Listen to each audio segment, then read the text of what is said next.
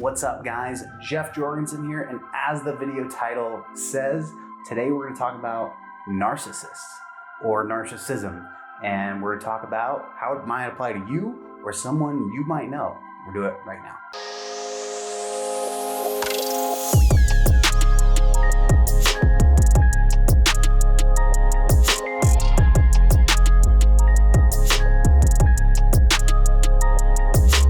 All right, so narcissists, what are they? How does it apply?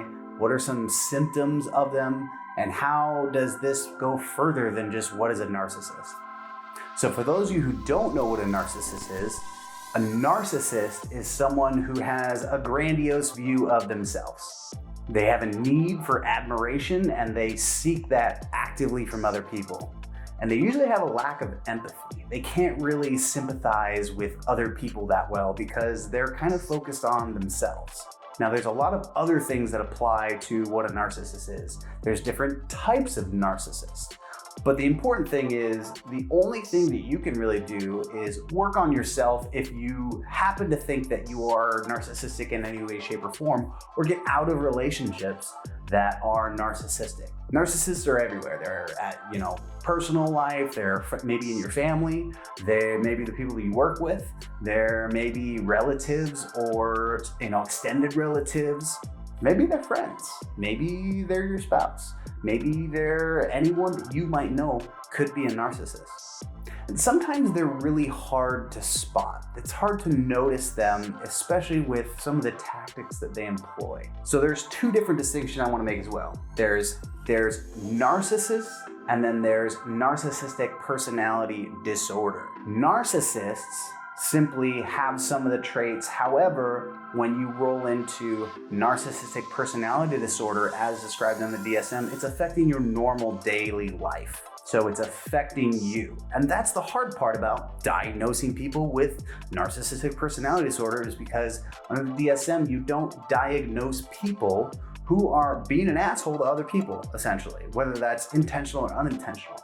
It's meant for you, so you can't go to a therapist or a psychiatrist, psychologist and say, hey, so-and-so is a narcissist, you need to fix them.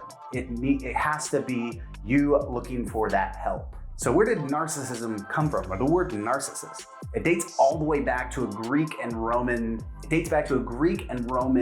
myth or legend of a guy named Narcissus. Narcissus stumbled upon a pool of his own reflection, and he couldn't turn away from that viewing pool.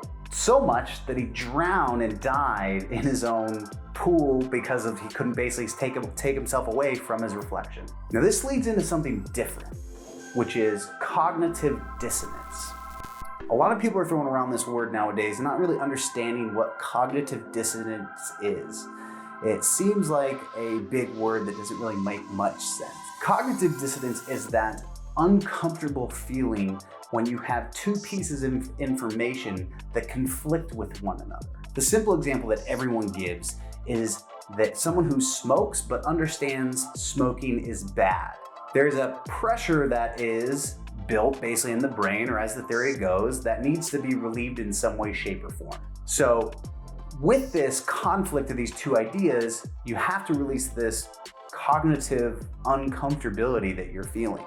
So you can change one thought, i.e., if you know smoking's bad, you can quit smoking and say, hey, changed the act, the behavior.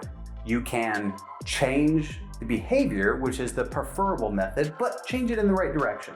So let's say as a narcissist, you know you're hurting other people. Let's say you do. Everyone's seen that Eric Cartman episode where he believes that he truly told this joke when he really didn't. And then someone approaches him, Kyle, I think it's Kyle, and says this. You know what, Cartman? I believe you. You do? Yes, I believe that you helped write that joke. That's how people like you work. Your ego is so out of whack that it will do whatever it can to protect itself.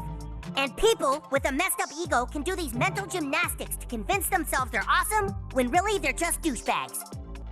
This is the perfect example of changing your thought process or changing your mind and denying one. He, in that clip, denied the fact that he even did it, even though he very well knows that he didn't tell that joke. He didn't even come up with it. But Kyle understands that he knows that he truly believes that he did that, because in order to relieve that cognitive pressure, you have to either believe the fact that you're lying and change the behavior, or you have to lie to yourself. And sometimes it's easier lying to yourself. Sometimes when people, especially narcissists have this grandiose view of themselves, and they deny the fact that they're hurting other people, or maybe they truly just don't care, which is more of a sociopathic type of narcissism. Sometimes narcissists will look at information to confirm their current held belief. We see this in society nowadays where people look at, oh, I want to go down this path, or I want to believe this that I saw in the media, or I saw this that this person said or that person said, and it will codify my beliefs, and I can therefore relieve that pressure on this side of the argument. Or a lot of times what you'll see is people will say they just don't care. They trivialize the two arguments. They say, you know what, it really doesn't matter. All of these are used by narcissists. There are some things that narcissists will do. They usually dig for information. They're usually super nosy. It's a constant power play with them.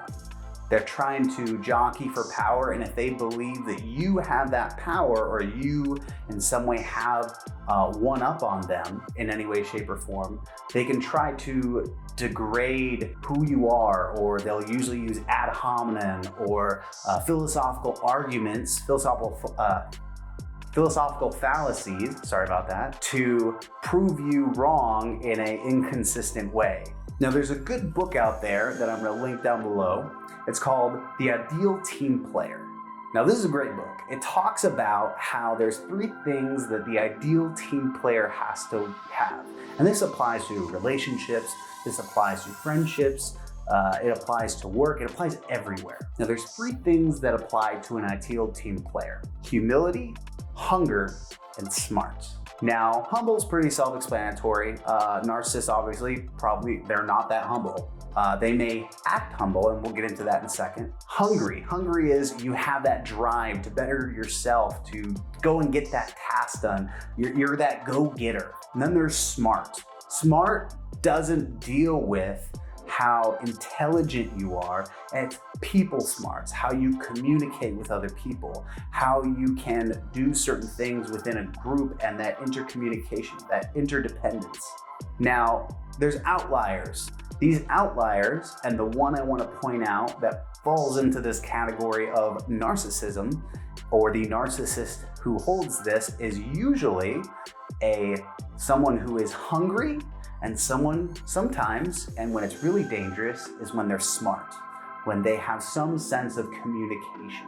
And this can be obviously learned. Communication can be learned and taught, and some people are better at it than others. But when they're hungry and they're smart, they may act humble.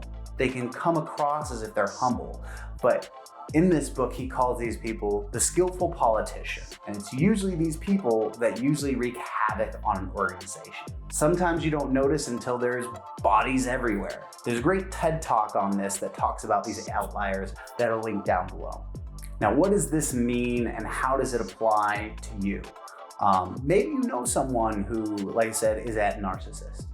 And knowing these things and how they apply and the differences that they make in your life, you might be keynoted on what those are and how they're affecting you.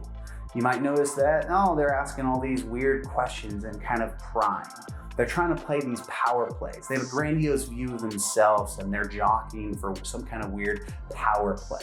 They usually try and bring other people's down in order to bring themselves up. And understanding this is the first step. One, if you are a narcissist, in one, bettering yourself, but if you're noticing it in other people, getting out and distancing yourself from those relationships. There's an understanding within some of the psychological community that narcissists they're growing exponentially, especially with social media and how people communicate.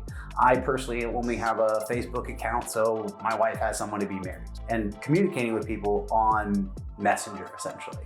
But understanding yourself is the key to bettering yourself on a day-to-day basis, and making sure that no matter where you go, what community you end up, where you work, what relationship you're in, that you're not falling prey to this narcissistic ability. Thanks for tuning in, guys. Gonna do more videos. Check you next time.